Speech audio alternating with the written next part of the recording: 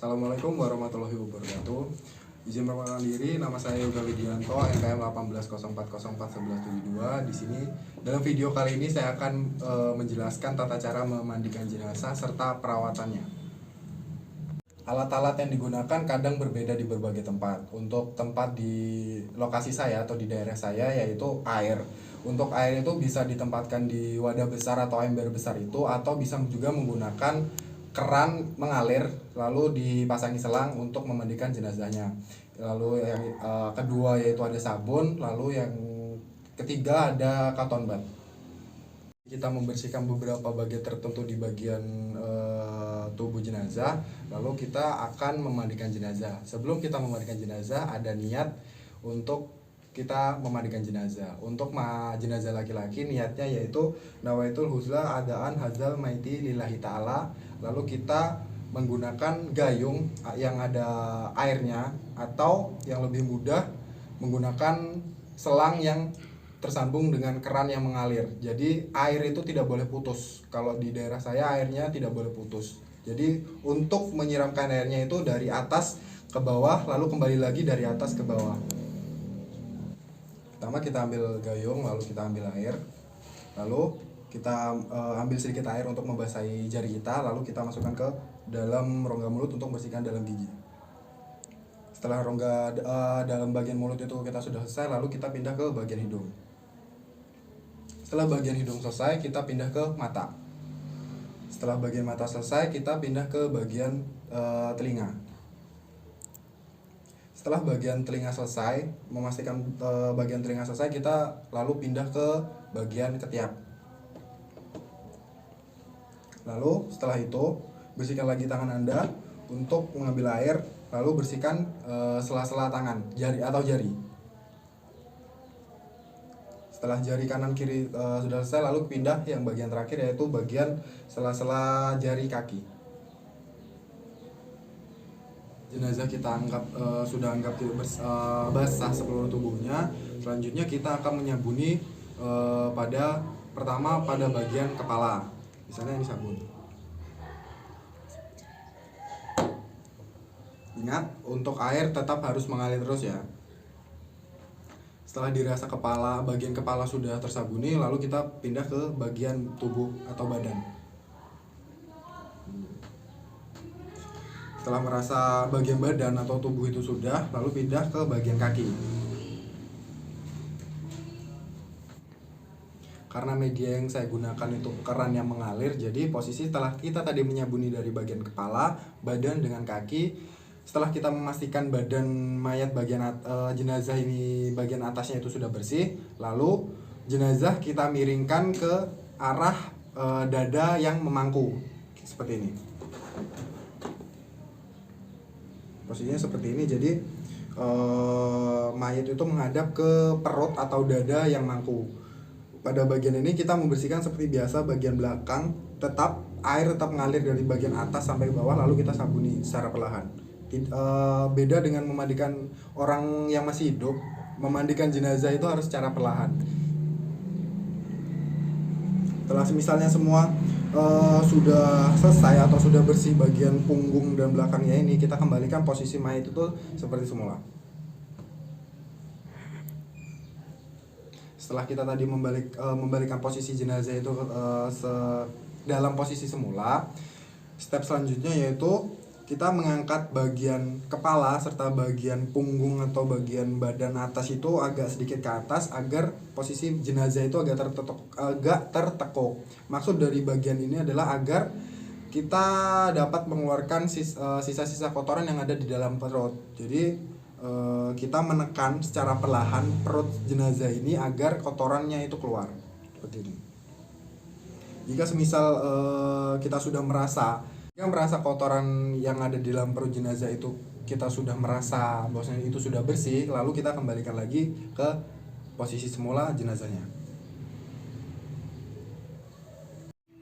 Setelah tadi kita memandikan jenazah ini secara bersih, lalu kita akan mewudukannya. Lalu untuk yang mewudukan itu ada orang khusus, petugas khusus, biasanya pak ustadznya atau orang lain.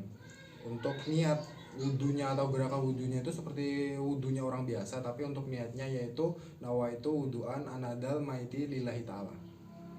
Ini kita mewudukan jenazah, lalu kita mengganti kain basan ini dengan kain yang lainnya.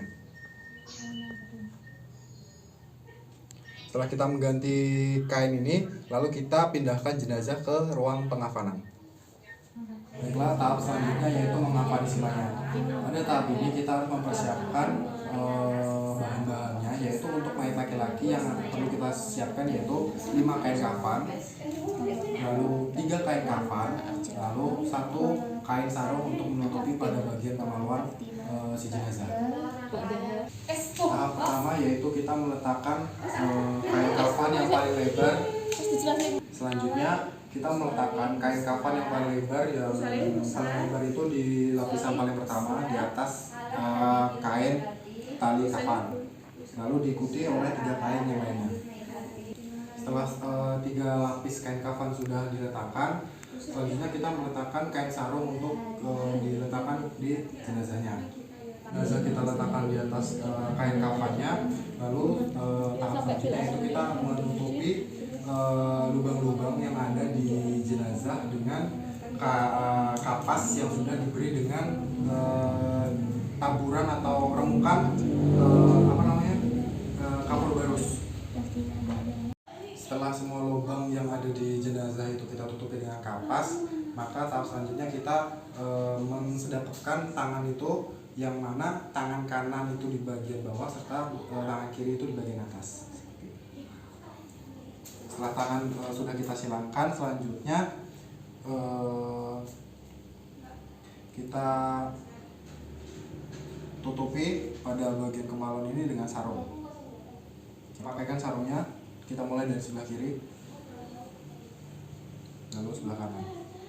Setelah kita sarungkan seperti ini, maka tahap selanjutnya yaitu menutup jenazah dengan lapisan-lapisan kain yang berjumlah 3 tadi. Kain kafannya sudah kita lipat menjadi 3 lapisan, maka tahap selanjutnya yaitu kita menali kain kafannya. Setelah talinya kita tali, ini sebagai catatan saja, bahwasanya tali itu diusahakan untuk diletakkan di sebelah kiri. Jadi seperti ini.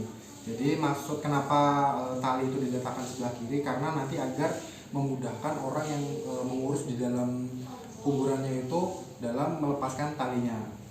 Setelah mayat kita tali seperti ini sudah selesai, lalu siap untuk kita sholatkan. Bismillahirrahmanirrahim. Usolli hadal maiti arba takbiratil fadlu kifayati lillahi ta'ala. Allahu akbar. Bismillahirrahmanirrahim. Alhamdulillahirabbil alamin. Arrahmanirrahim. Maliki yaumiddin. Iyyaka na'budu wa iyyaka nasta'in. Ihdinas siratal mustaqim. Siratal ladzina an'amta 'alaihim ghairil maghdubi 'alaihim waladdallin. Amin. Allahu akbar. Allahumma sholli ala sayyidina Muhammad wa ala ali sayyidina Muhammad kama shallaita ala sayyidina Ibrahim wa ala ali sayyidina Ibrahim wa barik ala sayyidina Muhammad wa ala ali sayyidina Muhammad kama barakta ala sayyidina Ibrahim wa ala ali sayyidina Muhammad innaka Hamidum Majid. Allahu akbar. Allahumma la tahrimna ajrahu wa la tahlina ba'dahu wa ighfir lana wa lahu. Assalamualaikum warahmatullahi wabarakatuh. Assalamualaikum warahmatullahi.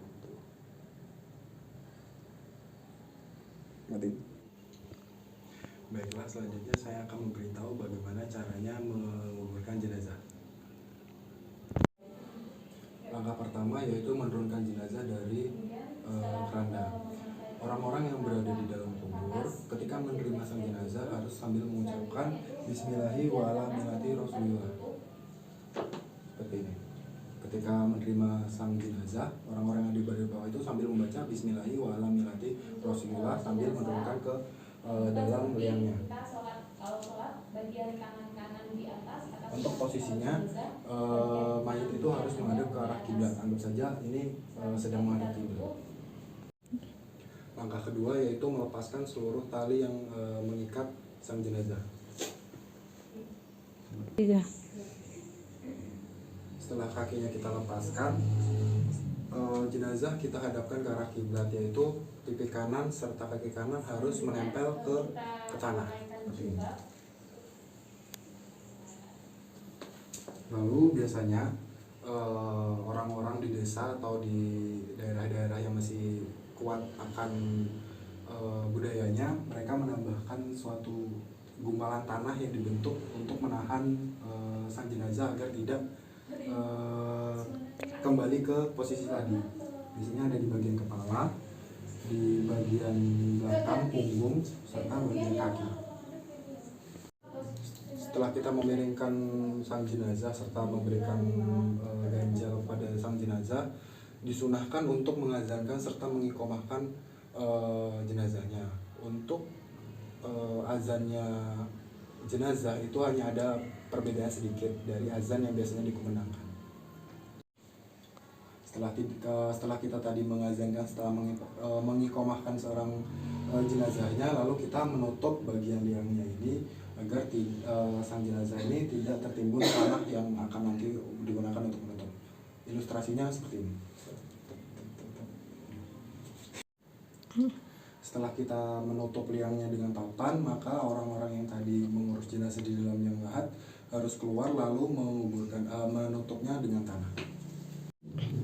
Setelah tadi kita menutup liang lahatnya dengan tanah, maka selanjutnya kita akan mendoakan sang jenazah. Setelah kita mendoakan sang jenazah, baru kita boleh meninggalkan kawasan kuburan ini. Cukup sekian video dari saya, kurang lebihnya saya mohon maaf. Saya akhiri, wassalamualaikum warahmatullahi wabarakatuh.